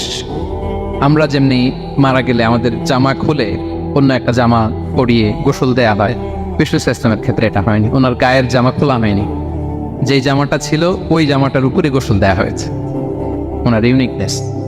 এবং বিষ্ণু ইসলামের জানাজার নামাজে কেউ ইমামতি করেনি। কে হবেন ইমাম? উনিই তো ইমাম, গোটা বিশ্বের ইমাম, ঠিক কিনা বলেন? কে হবে ওনার জানাজার ইমাম? কেউ না। সাহাবারা ডিসাইড করলেন কেউ ইমামতি করবে না। 5-7 জন করে দরজা দিয়ে, এই দরজা দিয়ে ঢুকে নিজেরা জানাজার নামাজ পড়ে ওদিক দিয়ে বের হয়ে যাচ্ছে। এইভাবে পুরা উম্মাহ সব সাহাবারা নিজেরা জানাজার নামাজ পড়েছে। এবং নবীদের বৈশিষ্ট্য হচ্ছে নবীরা যেখানে মারা যায় ওখানেই কবর দিতে হয়, জানেন এটা? বিষ্ণু ইসলাম মারা গিয়েছিলেন আম্মা জান আয়েশা রাদিয়াল্লাহু তাআলা আনহার ঘরে, বলে ওখানেই বিষ্ণু ইসলামের কবর হয়েছে, ওখানেই কবর। এবং ওই কবর দেওয়ার পরেই, ওই কবর দেওয়া ঘরের ভিতরে আম্মা জান আয়েশা রাদিয়াল্লাহু তাআলা আনহা যতদিন বেঁচে ছিলেন ওখানেই ছিলেন, কবরের পাশে। এরপরে বাবা মারা গেলেন আবু বকর, বিষ্ণু ইসলামের পাশে কবর দেয়া হলো, বাবা আর স্বামীর পাশেই থাকলেন। এরপর ওমরে ফারুক মারা গেলেন, ওনারও কবর দেয়া হলো। কিন্তু এখন তো আর বাবা আর স্বামীর সাথে পর্দা নেই, ওমরে ফারুকের সাথে তো পর্দা আছে, তো তখন তিনি ঘরটা হয়ে গেছে ছোট, 3টা কবরে অনেক জায়গা স্পেস নিয়ে গেছে, এখন অল্প একটু জায়গা পর্দা টাঙিয়ে দিলেন ওমরে ফারুকের সাথে পর্দা হিসেবে ছোট্ট একটা জায়গায়, যতদিন বেঁচে ছিলেন ওখানটাতেই ছিলেন। ওমরে ফারুক যখন আমিরুল মুমিনিন খলিফা, তখন ছেলে আব্দুল্লাহকে পাঠিয়েছিলেন যে যাও একটা অনুমতি আগে থেকে নিয়ে রাখো আম্মা জান আয়েশার কাছ থেকে, যেহেতু ঘরটা ওনাকে বলে রাখো যে আমি মারা গেলে যেন আমার 2 বন্ধু মুহাম্মদ সাল্লাল্লাহু আলাইহি ওয়াসাল্লাম এবং আবু বকরের পাশে যেন কবর দেয়া হয়। আব্দুল্লাহ এসে বলল, আব্বা জান তো এই পয়গাম পাঠিয়েছেন। আয়েশা রাদিয়াল্লাহু আনহা বললেন, আমার খুব ইচ্ছা ছিল আমি আমার স্বামী এবং বাবার পাশে শুব, কিন্তু আমিরুল মুমিনিন যখন চেয়েছেন এটাকে আমি ফিরিয়ে দিতে পারি না। ঠিক আছে যাও, তোমার আব্বাকে বলো তোমার আব্বাই শোবেন ওই জায়গায়। তো ওমরে ফারুক আপনারা জানেন অ্যাসাসিনেশনে ইন্তেকাল করেছেন, আত্মাইর আঘাতে ছুরিকাঘাত করা হয়েছে কয়েকবার, স্টেবিং এত জখম হয়েছে দুধ দিলে ওই জায়গাতে দুধ বের হয়ে যায় না, বীজ পানি দিলে বের হয়ে যায়। তো সবাই বললো আমিরুল মুমিনিন আপনি এবার ওসিয়ত করেন, কে হবে আপনার পরে লিডারশিপ, কে নিবে? মুসলিম উম্মাত অনেক বড় হয়ে গেছে। তখন তিনি ওসিয়ত করলেন এবং ছেলেকে আব্দুল্লাহকে আবার বললেন যে আব্দুল্লাহ আবার যাও, যে আম্মা জানের থেকে অনুমতি নাও। বলছে অনুমতি না নিলাম আর অনেক আগে, উনি তো বলছে আপনি মারা গেলে ওখানেই শোবেন। বলতেছে না, তখন আমি আমিরুল মুমিনিন ছিলাম, এখন তো কিছুক্ষণ পরেই মারা যাবে, এমনও হতে পারে আমার ভয়ে বা লজ্জায় তখন অনুমতি দিছে, এখন আর দিবেন। আবার যাওয়ার আবার গেল। আয়েশা রাদিয়াল্লাহু আনহা বললেন না, এখন আমি আগের কথার উপরে আছে, তোমার আব্বাই সেখানে শো। সুবহান। ওমরে ফারুক ওখানে শুলেন, তখন তিনি পর্দা আরম্ভ করলেন আম্মা জান আয়েশা। তাহলে রাসূল সাল্লাল্লাহু আলাইহি ওয়াসাল্লামের কবরটা হচ্ছে আম্মা জান আয়েশা রাদিয়াল্লাহু তাআলা আনহার ঘরের ভেতরেই। আপনারা মসজিদে নববী যারা ভিজিট করেছেন তারা জানেন যে আপনারা যখন কিবলামুখী হয়ে নামাজ পড়েন, বাম দিকে রাসূল সাল্লাল্লাহু আলাইহি ওয়াসাল্লামের কবর, সেখানে রাসূল সাল্লাল্লাহু আলাইহি ওয়াসাল্লামের পাশে আবু বকর এবং ওমর ফারুক রাদিয়াল্লাহু তাআলা আনহুমা শুয়ে আছেন। রাসূল সাল্লাল্লাহু আলাইহি ওয়াসাল্লামের কবর থেকে মিম্বার পর্যন্ত এই পুরো জায়গাটা রাউদাতুম মিন রিয়াদিল জান্নাহ, দুনিয়ার বুকে জান্নাতের একটা টুকরা। এবং আম্মা জান আয়েশা বলতেন যে আমাকে আল্লাহ এমন কিছু দিয়েছেন যেটা অন্য নারীকে দেননি। কি কি? 1 নাম্বার, আমি হচ্ছে একমাত্র বিষ্ণু ইসলামের কুমারী স্ত্রী। আয়েশা রাদিয়াল্লাহু তাআলা আনহা ছাড়া আর যত স্ত্রী ছিলেন সবাই ছিলেন বিধবা, তিনি একমাত্র কুমারী স্ত্রী। তিনি এবং রাসূল সাল্লাল্লাহু আলাইহি ওয়াসাল্লাম যখন শীতের রাতে একই কম্বলের নিচে রাত্রি যাপন করতেন, তখনও কোরআনের আয়াত নাযিল হতো। আম্মা জান আয়েশা বলেন, আমার চরিত্রের উপর কালিমা লেপন করতে চেয়েছিল মদিনার মুনাফিকেরা, আমার পবিত্রতা বর্ণনা করে সূরা আহজাবে আল্লাহ তাআলা কোরআনের আয়াত নাযিল করেছে। আমার ঘরের মধ্যে বিষ্ণু ইসলামের কবর এবং আমার কোলে মাথা রেখে বিষ্ণু ইসলাম শেষ নিঃশ্বাস ত্যাগ করেছিল। অন্য কোন নারীকে, কোন স্ত্রীকে আল্লাহ তাআলা এই সৌভাগ্য দেন নাই। আল্লাহু আকবার। তার বিষ্ণু ইসলামের একটা ইউনিকনেস হচ্ছে কেউ ওনার জানাজার নামাজের ইমামতি করেন নাই, কেউ করেননি, আলাদা আলাদা ভাবে লোকটা নামাজ। উনি ওনার কবরে এখনো জীবিত অবস্থায় আছেন, হায়াতুন নবী। তবে আমরা এখন যেরকম জীবিত এরকম নয়, বারজাকি জগতের জীবিত। তিনি ইন্তেকাল করেছেন, মৃত্যুবরণ করেছেন নিঃসন্দেহে, তিনি বারজাকি জগতে চলে গিয়েছেন, কিন্তু সেই জগতে তিনি জীবিত। আমরা যখন নবী সাল্লাল্লাহু আলাইহি ওয়াসাল্লামকে সালাম দেই, দুরূদ পাঠ করি, বিষ্ণু সাল্লাল্লাহু আলাইহি ওয়াসাল্লাম কবর থেকে ওই সালামের উত্তর দেন। আল্লাহ তাআলা ওনার রূহটাকে ফিরিয়ে দেন, উত্তর দেন। সাহাবারা বললেন, ইয়া রাসূলুল্লাহ, কিভাবে আপনি উত্তর দেন? আপনার দেহ মাটি খেয়ে ফেলবে না? রাসূল সাল্লাল্লাহু আলাইহি ওয়াসাল্লাম বললেন, ইন্নাল্লাহা তাবারাকা ওয়া তাআলা হারামা আলাল আরদি আজসাদাল আম্বিয়া। আল্লাহ তাআলা নবীদের দেহকে নষ্ট করা মাটির জন্য হারাম করে দিয়েছে। কোনো মাটি কোনো নবীর দেহকে টাচ করতে পারে না, নষ্ট করতে পারে না। নবীরা কবরে জীবিত, সেখানে সালাত আদায় করে, তাদেরকে স্পেশাল রিজিক দেওয়া হয়। এটাকেই বলা হয় হায়াতুন নবী, তিনি বারজাকি জগতে জীবিত। এবার কিয়ামতে বিষ্ণু ইসলামের কি ফিচার থাকবে একটু কিয়ামতে শুনে শেষ করি। বিষ্ণু ইসলাম বলেন, আনা আউয়ালু মান ইয়ানশাক্কু আনহুল কবরু। কিয়ামতের দিন ময়দানে মাহশারে, হাশরের ময়দানে সর্বপ্রথম আমি কবর খুঁড়ে উপরে উঠে দাঁড়াবো। কে উঠে দাঁড়াবে? বিষ্ণু ইসলাম সর্বপ্রথম কবর খুঁড়ে উনি উঠে দাঁড়ান। এবং হাশরের ময়দানে উনি কোথায় দাঁড়াবেন? ওনার জন্য একটা স্পেশাল জায়গা থাকবে, জায়গাটার নাম হচ্ছে মাকামে মাহমুদ। জায়গাটার নাম কি? মাকামে মাহমুদ। ওইখানে বিষ্ণু ইসলাম মাকামে মাহমুদে দাঁড়াবেন। আল্লাহ তাআলা বলেন, ওমিনাল লাইলি ফাতাহাজ্জাদ বিহি নাফিলাতাল লাক আসা আন ইয়াবআসাকা রাব্বুকা মাকামান মাহমুদা। ওখানে বিষ্ণু ইসলাম দাঁড়াবেন। এবং বিষ্ণু ইসলাম বলেন, আজান শোনার পরে কেউ যদি এই দোয়াটা পড়ে, আল্লাহুম্মা রাব্বা হাযিহি দাওয়াতিত তাম্মা ওয়াস সালাতিল কাইমা আতি মুহাম্মাদানিল ওয়াসিলাতা ওয়াল ফাদিলা ওয়া বা'আসহু মাকামান মাহমুদা আল্লাযী ওয়া'আদতা। এই দোয়াটা যে পড়ে আজান শোনার পরে বিষ্ণু ইসলাম বলেন হাল্লাত লাহু শাফাআতি ইয়াউমাল কিয়ামা, কিয়ামতের দিন তার জন্য সুপারিশ করা আমি নবীর জন্য ওয়াজিব হয়ে যায়। যারা পড়েন না পড়বেন, মাকামে মাহমুদে তিনি সিজদায় লুটিয়ে থাকবেন এবং সেদিন তিনি সুপারিশ করবেন, সাহিবুশ শাফাআ, তিনি সুপারিশ করবেন। অন্য কোন নবী সুপারিশের সাহস করে স্পর্ধাও দেখাবেন। আদম আলাইহিসসালাম, নূহ আলাইহিসসালাম, ইব্রাহিম আলাইহিসসালাম সবাই একজন আরেকজনকে রেফার করে, একজন আরেকজনকে রেফার করে, আমি পারবেন না, উনি উনি উনি উনি বলতে বলতে বিষ্ণু ইসলামের কাছে যাবে। মানুষগুলো হয়রান হয়ে যাবে, ক্লান্ত, শ্রান্ত, ঘর্মাক্ত, পিপাসার্ত মানুষগুলো। 50,000 বছর হবে সেই দিনটা, কিয়ামতের দিন। মানুষগুলো পেরেশান, যেই নবীর কাছে যায় বলে পারবো না, উনি উনি শেষ পর্যন্ত এটা যে বিষ্ণু ইসলামের কাছে ঠেকবে। বিষ্ণু ইসলাম কোথায় থাকবেন যেন, জায়গাটার নাম মাকামে মাহমুদে সিজদা অবস্থায় থাকতেন। সিজদা অবস্থায় সব নবীরা বলবে নাফসি নাফসি, আল্লাহ তুমি আমারে বাঁচাও, আল্লাহ আমারে বাঁচাও, আল্লাহ আমারে বাঁচাবে। কিন্তু বিষ্ণু ইসলাম সেই মাকামে মাহমুদের সিজদায় লুটিয়ে কাঁদতে থাকবেন আর বলবেন উম্মতি উম্মতি উম্মতি, হে আল্লাহ আমার গুনাহগার উম্মতকে বাঁচাও, আল্লাহ আমার গুনাহগার উম্মতকে তুমি বাঁচাও। কাঁদতে থাকবেন বিষ্ণু ইসলাম ওই জায়গায়।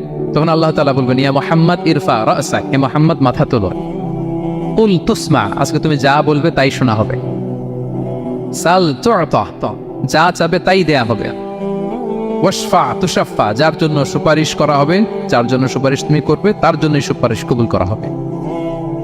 বিষ্ণু ইসলাম তখন সুপারিশ করবেন, শুরু করবেন, স্টার্টিং। তো বিষ্ণু ইসলামের সুপারিশ আমরা চাই কি চাই না বলেন? আল্লাহ তাআলা আমাদেরকে বিষ্ণু ইসলামের সুপারিশ লাভে ধন্য করুক, আমরা পড়ি আমিন। বিষ্ণু ইসলাম স্টার্ট করবেন সুপারিশ করা এবং হাউজে কাউসারের পানি বিতরণ শুরু করবেন। হাউজে কাউসারের নাম শুনেছেন? ইন্না আ'তাইনা কাল কাউসার, এ নবী আমি আপনাকে কাউসার দিয়েছি। কাউসারের একটা ব্যাখ্যা হচ্ছে প্রভূত কল্যাণ, আর একটা ব্যাখ্যা হচ্ছে এই কিয়ামতের দিন হাউজে কাউসার দেওয়া হবে বিষ্ণু ইসলামকে।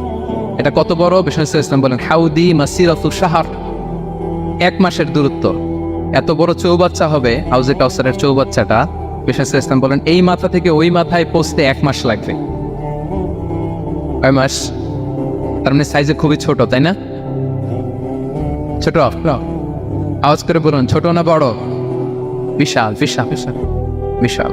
হাউজে কাউসারের পানিটা কেমন হবে? মা উবু আবিয়াদু মিনাল লাবান, দুধের চেয়েও সাদা, মধুর চেয়েও মিষ্টি, বরফের চেয়েও ঠান্ডা, আতিয়াবু মিনাল মিসকি, মিসকের চেয়েও সুগন্ধ সম্পন্ন, কিজানুহু কানুজুমিস সামা, আকাশের তারা যত বেশি, হাউজে কাউসারের যে পান পেয়ালা থাকবে আশেপাশে পেয়ালাগুলোর সংখ্যা আকাশের তারার চাইতেও বেশি। বিষ্ণু ইসলাম হাউজে কাউসারের পানি বিতরণ করবেন, সবাই বিশ্বাসী উম্মতেরা সেটা পান করবে, আর একবার যে পান করবে চিরকালের জন্য গলা থেকে তৃষ্ণা মিটে যাবে। সুবহানাল্লাহ। একদল এসে বলবে ইয়া রাসূলুল্লাহ আমাদেরকে দেন, আমাদেরকে দেন। তখন ফেরেশতারা বলবে ইয়া রাসূলুল্লাহ এদেরকে দিবেন না, কারণ ফাইন্নাকা লা তাদরি মা আহদাসু বা'দাক, আপনি জানেন না তারা আপনার পরে আপনার দিনকে বিকৃত করেছে। কি করেছে? আপনি যে দিন ইসলাম রেখে গিয়েছেন ওইটা পালন না করে নিজের মন মতো অনেক কিছু ঢুকাইছে, লাফালাফি নাচানাচি, এরকম আছে না নাই? মন মতো বানাই নিছে। হে নবী আপনার পরে মন মতো তারা ইসলাম পালন করেছে, বিকৃত করেছে, আপনি তাদেরকে দিবেন না। ইসলাম দিতে যাবেন, যখন এটা শুনবেন বলবেন সুহফান সুহফান লিমান গায়্যারা বা'দি, দূর হও দূর হও, যারা আমার পরে আমার রেখে যাওয়া দিন ইসলামকে বিকৃত করেছো তাদের জন্য হাউজে কাউসারের পানি নয়, দূর হও। ফিহি আবারিকুল যাহাবি ওয়াল ফিদ্দা, এই পান পেয়ালাগুলো এগুলো made of silver and gold, সোনা রূপা দিয়ে তৈরি। সুবহানাল্লাহ বলেন। আমরা যেন বিষ্ণু ইসলামের হাত থেকে নেয়া সে হাউজে কাউসারের পানি খেয়ে সেদিন আমাদের তৃষ্ণা নিবারণ করতে পারে। প্রিয় ভাইরা, সর্বশেষ বিষ্ণু ইসলামের সর্বশেষ যে ফিচার সেটা হচ্ছে বিষ্ণু ইসলাম বলেন আনা আউয়ালু কারিই বাবিল জান্নাহ, I am the first one who knock the door of paradise, আমি হচ্ছি ওই ব্যক্তি যে সর্বপ্রথম আল্লাহ জান্নাতের দরজায় যে নক করবে। বিচার শেষে সর্বপ্রথম জান্নাতের দরজায় নক করবে কে? বিষ্ণু ইসলাম। তখন জান্নাতের দরজার রক্ষী ফেরেশতার নাম খাজেন, কি নাম? সে বলবে মানিল কারি, who is knocking the door? তখন বিষ্ণু ইসলাম বলবেন আনা মুহাম্মদ রাসূলুল্লাহ, আমি মুহাম্মদ রাসূলুল্লাহ বলছি। তখন খাজেন বলবে আহলান ওয়া সাহলান, আপনার জন্যই আমি অপেক্ষা করতেছি, আল্লাহ বলে দিয়েছেন আপনার আগে কারো জন্য যেন জান্নাতের দরজা খোলা না হয়। বিষ্ণু ইসলাম তার বিশাল উম্মতে মুহাম্মাদীকে নিয়ে জান্নাতের ভেতরে প্রবেশ করবেন। আমরাও যেন সেই সৌভাগ্যবান কাফেলার ভিতরে থাকতে পারি। আমরাও যেন বিষ্ণু ইসলামের সেই বিশাল কাফেলা একসাথে থেকে আমাদের পেয়ারা হাবিবের সাথে আল্লাহর জান্নাতে ঢুকতে পারি। আমরা সবাই পড়ি আমিন। প্রিয় ভাইরা, বিষ্ণু ইসলাম সবাইকে নিয়ে জান্নাতে ঢুকবেন। তাহলে এই যে 20টা পয়েন্ট আপনাদের সাথে শেয়ার করেছি, এগুলো হচ্ছে distinctive characteristics of prophet Muhammad সাল্লাল্লাহু আলাইহি ওয়াসাল্লাম। এটা অন্য কাউকে বিষ্ণু ইসলাম ছাড়া আল্লাহ তাআলা কাউকে আর এগুলো দেননি। তাহলে এগুলো থেকে আমাদের কি শিক্ষা, কয়েকটা লেসন শেয়ার করে আমরা শেষ করে দেব ইনশাআল্লাহ। 1 নাম্বার লেসন হচ্ছে প্রিয় ভাইরা, বিষ্ণু ইসলামের এই ইউনিক ফিচার গুলো শুনে আমরা কি বুঝলাম, কি জানলাম, সেটা হচ্ছে প্রথম লেসন হচ্ছে আমাদের এই যে আপনারা অনেকে দেখলাম যে শুনে অবাক হচ্ছেন এবং অনেকে বলতেছেন যে এই প্রথম শুনলাম এটা। তার মানে অনেক কিছু আমরা জানি, কিন্তু বিষ্ণু ইসলামের জীবনের ব্যাপারে অনেক কিছু আমরা জানি না। আমরা কেউ শেক্সপিয়ার পড়েছি, কার্ল মার্কস পড়েছি, আমরা রবীন্দ্রনাথ পড়েছি ঠিকই, বঙ্কিমচন্দ্র চট্টোপাধ্যায় পড়েছি, শরৎচন্দ্র পড়েছি, হুমায়ুন আহমেদ পড়েছি, হ্যারি পটার পড়েছি, কেউ কত কি যে উপন্যাস গল্প বাকি নাই আমাদের, সব পড়েছি, কিন্তু বিষ্ণু ইসলামের একটা সিরাত উল্টে দেখা হয়নি। এরকম আছে না নাই? অনেক পড়েছি কিন্তু বিষ্ণু ইসলামের সিরাত পড়ি নাই, তার মানে কিছুই পড়িনি। প্রথম লেসন হচ্ছে একবার হলেও জীবনে আমাদের বিষ্ণু ইসলামের সিরাতটা পড়ে দেখা উচিত। আগামী বছরের রবিউল আউয়াল আসার আগেই আমরা একটা ভালো সিরাত গ্রন্থ শুরু থেকে শেষ পর্যন্ত পড়ব। তাহলে রাসূল ইসলামের সিরাত যেন আমরা পড়ি প্রিয় ভাইরা। 1 নাম্বার লেসন, যারা পড়েছেন তারা আবার নতুন করে পড়বেন, নতুন করে রিভাইজ দিবেন, কি বলেন? 2 নাম্বার লেসন হচ্ছে কেন আমরা পড়বো? রাসূল ইসলামের জীবনী পড়ার মধ্য দিয়ে প্রিয় নবীজির প্রতি আমাদের ভালোবাসা বৃদ্ধি পায়।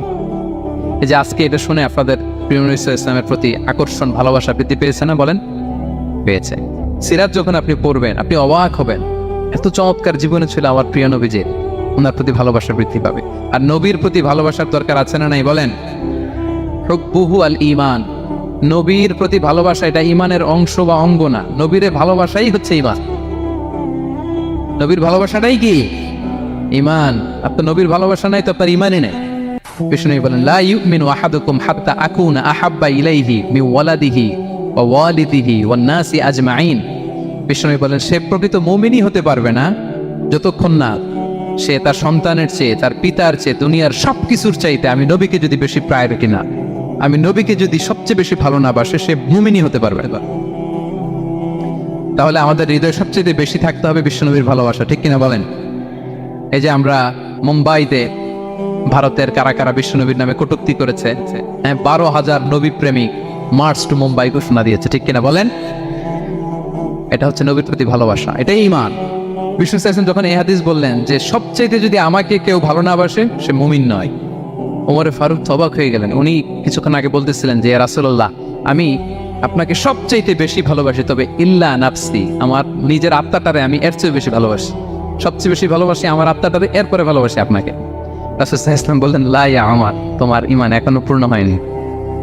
ওমর ফারুক অবাক হলেন, শকড। উনি বললেন, এতে যদি আমার ঈমানই পূর্ণ না হয়, যার কারণে আমি আখিরাত চিনলাম, জান্নাত চিনলাম, আল্লাহর পরিচয় পেলাম, তিনিই তো আমার কাছে সবচেয়ে বেশি প্রিয়। মুহূর্তেই তিনি দ্ব্যর্থহীন কণ্ঠে ঘোষণা করলেন যে ইয়া রাসূলুল্লাহ, ঠিক এই মুহূর্ত থেকে দুনিয়ার সবকিছু, এমনকি আমার নিজের জানের চাইতেও, আত্মার চাইতেও আমি আপনাকে বেশি ভালোবাসি। বিশ্বনবী বললেন, সেই বুখারীর বর্ণনা, আল আন ইয়া ওমর, ওমর এখন কামুলা ঈমানুক, এই মাত্র তোমার ঈমানটা পরিপূর্ণ হয়েছে। তাহলে আপনি যদি সিরাত পড়েন আপনার ঈমান পূর্ণ হবে, ঈমানের পূর্ণতা প্রাপ্তি হবে। 3 নম্বর লেসন হচ্ছে সিরাত পড়লে যে লাভ, রাসূল সাল্লাল্লাহু আলাইহি ওয়াসাল্লামের জীবনে অনেক আপস এন্ড ডাউনস ছিল, বিপদ ছিল, চড়াই উতরাই পেরিয়ে তিনি শেষ পর্যন্ত গিয়েছেন। এই বিপদগুলো আপনার জীবনেও আসে, সেক্ষেত্রে আপনি কানেক্ট করতে পারবেন। যেমন আপনার জীবনে আপনি অসুস্থ হন না মাঝে মাঝে, নবী অসুস্থ হচ্ছেন, তো আপনি জানতে পারবেন যে উনি অসুস্থ হলে কি করতেন। আপনার জীবনে যেমনি বিপদ আসে, রাসূল সাল্লাল্লাহু আলাইহি ওয়াসাল্লামের জীবনে তো বিপদ এসেছে, তাহলে বিপদগ্রস্ত হলে কি করতে হবে এটা আপনি জানতে পারবেন। যারা বিবাহিত, মাঝে মাঝে স্ত্রীর সাথে মনোমালিন্য হয় না? কথা কন না কেন? হয়। রাসূল সাল্লাল্লাহু আলাইহি ওয়াসাল্লামের হতো মানবীয় কারণে স্ত্রীদের সাথে মনোমালিন্য হতো। ওই পরিস্থিতিতে রাসূল সাল্লাল্লাহু আলাইহি ওয়াসাল্লাম কিভাবে ডিল করতেন? সমাধান পাবেন, সলিউশন পাবেন, সান্ত্বনা পাবেন, তাহলে জীবনের পরতে পরতে আপনি রাসূল সাল্লাল্লাহু আলাইহি ওয়াসাল্লামের সিরাত থেকে সমাধান খুঁজে পাবেন, সান্ত্বনা পাবেন যদি সিরাত পড়েন। 4 নাম্বার, সিরাত অধ্যয়নের মাধ্যমে তাকে ফলো করার অনুপ্রেরণা পাওয়া যায়। আমরা ফলো করব কাকে? মুহাম্মদ সাল্লাল্লাহু, আমরা হচ্ছে তার ফলোয়ার, মুহাম্মদ সাল্লাল্লাহু আলাইহি ওয়াসাল্লামের ফলোয়ার, ঠিক কিনা বলেন? এবং আল্লাহর ভালোবাসা যদি আমরা পেতে চাই, আল্লাহ বলেন ফাত্তাবিউনি ইউহিব্বুকুমুল্লাহ, যদি আল্লাহর ভালোবাসা চাও নবী সাল্লাল্লাহু আলাইহি ওয়াসাল্লামের অনুসরণ করো, এটা অবশ্যই করতেই হবে। তাহলে সিরাত যদি আমরা পাঠ করি, তার বিষ্ণু ইসলামকে অনুসরণ করার প্রেরণা আমাদের মধ্যে আসবে। সবশেষ কথা হচ্ছে তার প্রতি ভালোবাসার নমুনা হিসেবে আমরা যেন তার প্রতি বেশি বেশি দুরূদ শরীফ পড়ি। আল্লাহুম্মা সাল্লি ওয়া সাল্লিম ওয়া বারিক আলাইহি সাল্লাল্লাহু আলাইহি ওয়া সাল্লাম। আল্লাহুম্মা সাল্লি আলা মুহাম্মদ ওয়া আলা আলি মুহাম্মদ কামা সাল্লাইতা আলা ইব্রাহিম ওয়া আলা আলি ইব্রাহিম ইন্নাকা হামিদুম মাজিদ। আল্লাহুম্মা বারিক আলা মুহাম্মদ وعلى آل محمد كما باركت على إبراهيم وعلى آل إبراهيم إنك حميد مجيد। পারেন না এগুলো আপনারা? যে যেটা পারেন বেশি বেশি দুরূদ পড়বেন। দুরূদ এটা এমন ইবাদত, এই ইবাদত আল্লাহ নিজেও করে, ফেরেশতাদেরও করতে বলে, আমাদেরও করতে বলে। ইন্নাল্লাহা ওয়া মালাইকাতাহু ইউসাল্লুনা আলান নবী, আল্লাহ এবং ফেরেশতা ওনারাও রাসূল সাল্লাল্লাহু আলাইহি ওয়াসাল্লামের উপর দুরূদ পাঠায়। হে বিশ্বাসীরা, ইয়া আইয়ুহাল্লাযীনা আমানু সাল্লু আলাইহি ওয়া সাল্লিমু তাসলিমা। আল্লাহুম্মা সাল্লি ওয়া সাল্লিম ওয়া বারিক আলাইহি। রাসূল সাল্লাল্লাহু আলাইহি ওয়াসাল্লামের উপর বেশি বেশি দুরূদ পাঠ করতে হবে। একবার যে দুরূদ পড়ে আল্লাহ বলে তার উপর আমি 10টা রহমত নাযিল করি। বিশেষ করে জুমার দিনে রাসূল সাল্লাল্লাহু আলাইহি ওয়াসাল্লামের প্রতি আমরা যেন বেশি বেশি দুরূদ করি। কোন দিনে? মনে থাকবে? জুমার দিনে এক সুন্নাত হচ্ছে সূরা কাহাফ তেলাওয়াত করা, আর একটা সুন্নাত হচ্ছে বেশি বেশি রাসূল সাল্লাল্লাহু আলাইহি ওয়াসাল্লামের উপর কি পড়া? দুরূদ পাঠ করা। মনে থাকবে তো? তাহলে প্রিয় ভাইরা, আসুন আমরা প্রতিজ্ঞা করি, আমরা রাসূল সাল্লাল্লাহু আলাইহি ওয়াসাল্লামের একটা ভালো সিরাত গ্রন্থ শুরু থেকে শেষ পর্যন্ত আগামী রবিউল আউয়াল মাস আসার আগে আমরা পড়ব। জীবনের প্রতিটি ক্ষেত্রে নবী সাল্লাল্লাহু আলাইহি ওয়াসাল্লামের অনুসরণ করব। হ্যাঁ, পারা যাবে? ফ্যামিলিতে, সমাজে, রাজনৈতিক ময়দানে, সব জায়গায় রাসূল সাল্লাল্লাহু আলাইহি ওয়াসাল্লামের অনুসরণের দরকার আছে না নাই? তাকেই অনুসরণ করতে হবে। মুক্তি পেতে চাইলে তাকেই অনুসরণ করতে হবে। আসুন জীবনের প্রতিটি অঙ্গনে আমরা যেন শুধু তাকেই অনুসরণ করি, কারণ তাকে অনুসরণ করার মধ্যেই রয়েছে আমাদের জীবনের আলোকস্নাত মুক্তি। আল্লাহ তাআলা আমাদের সবাইকে কথাগুলো বোঝার ও আমল করার তৌফিক দান করুন।